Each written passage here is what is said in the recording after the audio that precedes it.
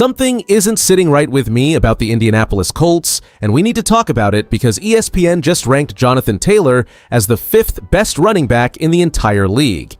It is an absolute head-scratcher to see a guy who put up 20 touchdowns and over 1,100 all-purpose yards falling behind others like Bijan Robinson and Jahmyr Gibbs. This debate hits deep because it forces us to choose between pure ground and pound dominance and the modern need for receiving threats.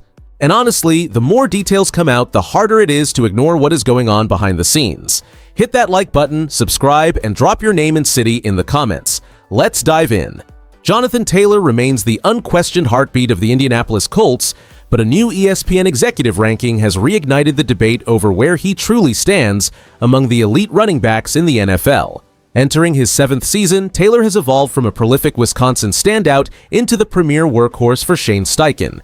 We have watched him carry this offense through grit and sheer athleticism, even when the roster around him suffered catastrophic injuries. Recently, league insiders placed Taylor at 5th, slotting him behind Christian McCaffrey, Saquon Barkley, Jahmyr Gibbs, and Bijan Robinson. This assessment stems from a detailed analysis of 2025 production, where Taylor posted an incredible 1,585 rushing yards and 20 total touchdowns, yet fell behind his peers in pure pass-catching volume.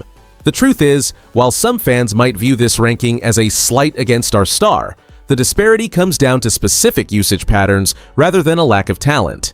While Taylor set a career high in receiving last year, he remains a physical force in the mold of Derrick Henry, designed to bludgeon defenses as games progress. Seeing him ranked outside the top 3 feels like a dismissal of the unique, punishing style he brings to the field every single Sunday. Emotions are running high throughout the fan base because we know Taylor is the engine that makes this entire machine run, especially after the heartbreak of last season. But if we accept that his game is built on power rather than the finesse of a hybrid wide receiver, we have to look deeper at the strategy behind his heavy workload. If Taylor is destined to shoulder such an immense physical burden again in 2026, can his body hold up long enough to finally propel us to the top of the AFC South? The most shocking reality facing our backfield is that the Colts are now forced to build a contingency plan for a post-Jonathan Taylor era if he cannot sustain his heavy workload. This drastic shift stems directly from the devastating injury collapse in late 2025 when the sudden loss of our franchise quarterback and the subsequent wear on Taylor's frame exposed how fragile our entire offensive identity had become under coach Shane Steichen. We must acknowledge that Taylor's 692 total touches over the last season represent an unsustainable volume that rivals the grueling usage rates seen in historical burnout cases across the league. Historically, this team has seen star running backs lose their explosive step after eclipsing the 600-touch threshold, a trend that rightfully keeps general manager Chris Ballard awake at night when evaluating long-term roster stability. Let's be real. While Taylor remains a cornerstone, the front office is likely scrutinizing his massive contract value against the sobering reality that high-volume runners often face sharp declines after age 27. Behind closed doors, Steichen and Ballard are certainly weighing the necessity of drafting a high-upside developmental back to share the load, ensuring we are not left helpless if another injury crisis strikes our star runner during the upcoming stretch. It is a cold, calculated business move designed to protect our playoff aspirations while managing the mileage on a generational talent. By diversifying the backfield approach, the coaching staff hopes to prolong Taylor's prime and keep our championship window open for the long haul rather than burning out our most reliable weapon too quickly. We have witnessed too many talented squads fall apart due to over-reliance on a single player, and it is vital that this leadership group prioritizes durable depth to complement our offensive engine as we aim to dominate the AFC South again. The reason this ranking matters right now for our Colts is simple. It highlights the immense pressure on Shane Steichen to engineer a more balanced offensive attack to protect our star assets. We are looking at a pivotal crossroads where managing Jonathan Taylor's workload becomes the difference between a championship run and another injury-plagued collapse. If we cannot diversify our play calling to ease the burden on him, his physical longevity remains a massive question mark for this roster. From a salary cap perspective, Taylor's status as a top 5 back justifies his high-value contract, but it also necessitates depth chart changes, specifically requiring us to find a reliable secondary receiver or a backup runner capable of handling meaningful snaps. And here's why that's a big deal for our upcoming schedule. As we prepare to battle the Tennessee Titans under Robert Saleh and the Jacksonville Jaguars with Liam Cohen calling their plays, having a multidimensional offense is non-negotiable. If Taylor is our only reliable engine, those division rivals will stack the box and force us into predictable situations that stalled our momentum last season. We must prove we can thrive even when the defense keys in on our lead runner. This shift in strategy is absolutely essential for our standing in the AFC South. If we fail to elevate our passing consistency, our playoff aspirations will dwindle regardless of Taylor's individual brilliance. By integrating more creative aerial packages, we keep defenses honest, preserve Taylor for the critical fourth-quarter stretches, and ensure that we remain the team to beat in our division. It is time for this coaching staff to evolve beyond a run-heavy identity, ensuring our offense is as versatile as it is powerful, which will finally propel this group back into the deep postseason conversation where we truly belong.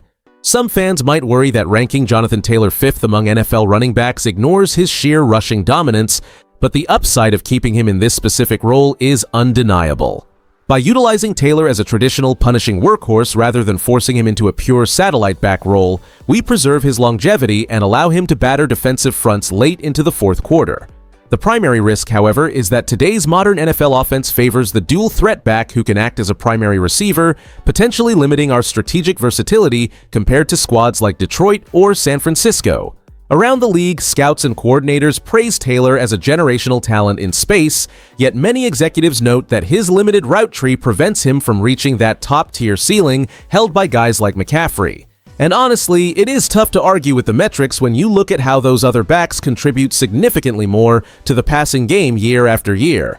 Analysts across the media landscape suggest that while Taylor remains our heartbeat, his value is tied directly to the health of our quarterback, as the entire system relies on his ability to wear down linebackers over 60 minutes.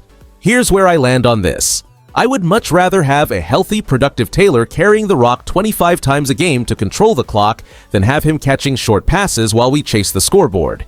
He is a rare breed in a passing league, and his identity as a bruising physical force is exactly what we need to wear down our division rivals in the AFC South.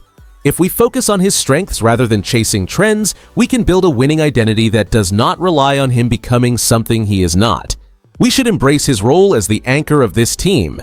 Jonathan Taylor, remaining one of the most feared weapons in professional football, serves as a primary pillar for our franchise direction as we pivot toward a new era under head coach Shane Steichen. For us, this means the organization is committed to a punishing physical identity that demands respect from every defense in the AFC South. While the tragic loss of Daniel Jones last season forced us to reassess our offensive ceiling, having a healthy and motivated Taylor provides a dependable anchor for whoever takes the snaps this fall. You should feel incredibly confident heading into this season because we possess a rare, game-breaking talent who is entering his prime years with a chip on his shoulder and a proven track record of finding the end zone. The bottom line here is that Taylor does not need to be a wide receiver to be the most valuable asset on our roster. He simply needs to be the relentless downhill force that dictates the tempo of every game we play. If we can manage his workload effectively and keep him fresh, he remains the engine that will propel this team back into playoff contention.